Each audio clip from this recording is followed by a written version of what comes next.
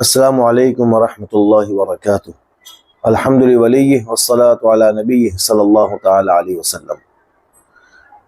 محترم سامعین کرام،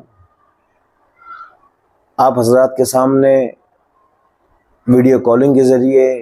نکاح کرنے کے کچھ مسائل کو لے کر حاضر ہوا ہوں۔ آپ کے سامنے دو مسئلے عرض کروں گا۔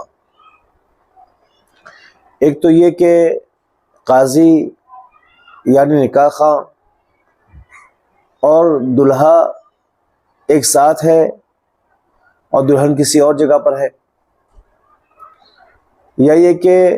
قاضی اور دلہن یا دلہن کا وکیل ایک جگہ پر ہے اور دلہا کسی اور جگہ پر ہے، تو یہاں نکاح کا کیا مسئلہ ہوگا؟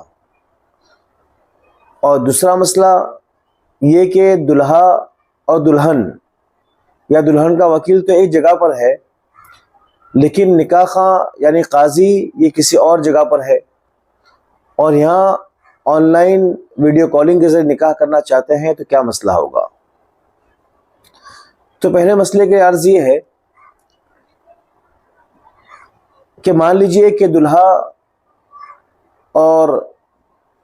قاضی ایک جگہ پر موجود ہے اور دلہن کسی اور شہر میں ہے یا کسی اور ملک میں ہے اور آن لائن ویڈیو کالنگ کے ذریعے نکاح کرنا چاہتے ہیں، تو اس صورت میں شریعت یہ کہتی ہے کہ نکاح کے لیے اتحاد مجلس یعنی مجلس کا ایک ہونا ضروری ہے جگہ کے اعتبار سے۔ جن لوگوں کا نکاح ہو رہا ہے وہ دونوں ایک ہی مجلس میں ہونے چاہیے۔ اب یہاں پر دلہن کسی اور جگہ پر ہے اور دلہا کسی اور جگہ پر ہے، تو یہ مجلس ایک نہیں ہے، لہٰذا یہ نکاح نہیں ہوگا۔ اب اس کی آسان شکل یہ ہے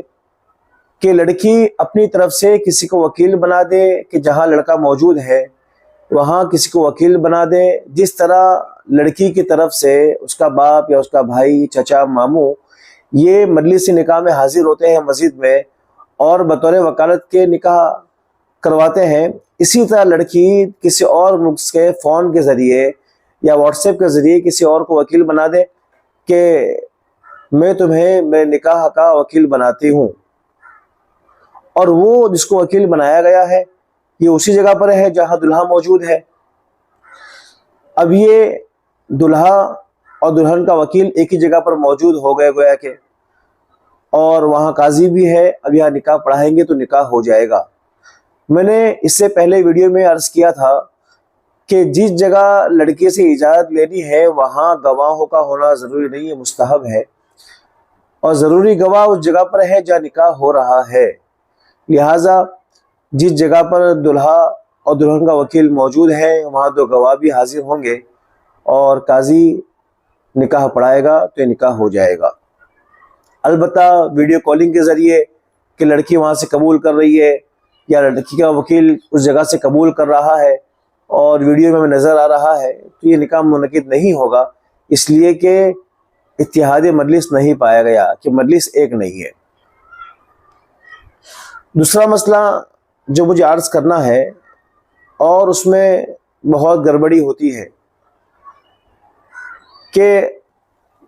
کچھ لوگوں کی خواہش یہ ہوتی ہے کہ ہمارے نکاح فلاں بزرگ پڑھائے یا فلاں عالم صاحب پڑھائے یا فلاں مولانا پڑھائے،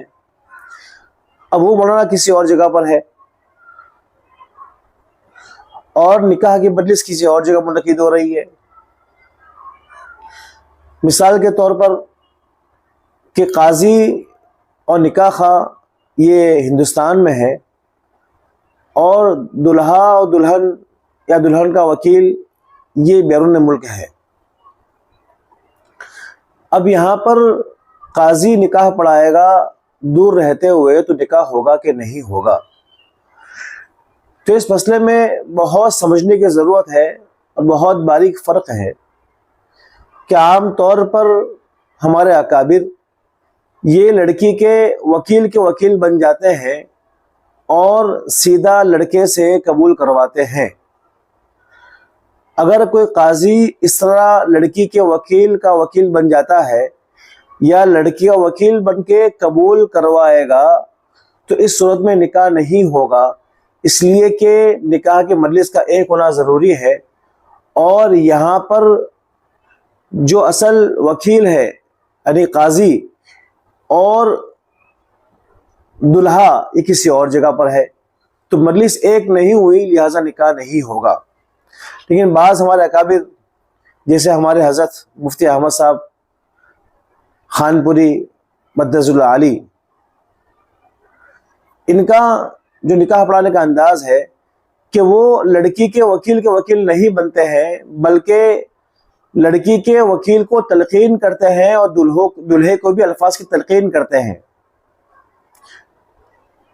اس صورت میں جب تلقین کریں گے تو ایک قاضی جو ہے یہ وکیل نہیں ہوا، اور وکیل تو دلہن کا وکیل جو مجلس میں ہے وہی وکیل ہوا، اور لڑکا جو باہر ہے وہ دونوں ہی مجلس میں ہے، اور قاضی صرف نکاح پڑھا رہا ہے، الفاظ کی تلقین کر رہا ہے، تو گویا کہ ایجاب و قبول ایک ہی مجلس میں ہو رہا ہے، لہٰذا یہاں نکاح ہو جائے گا۔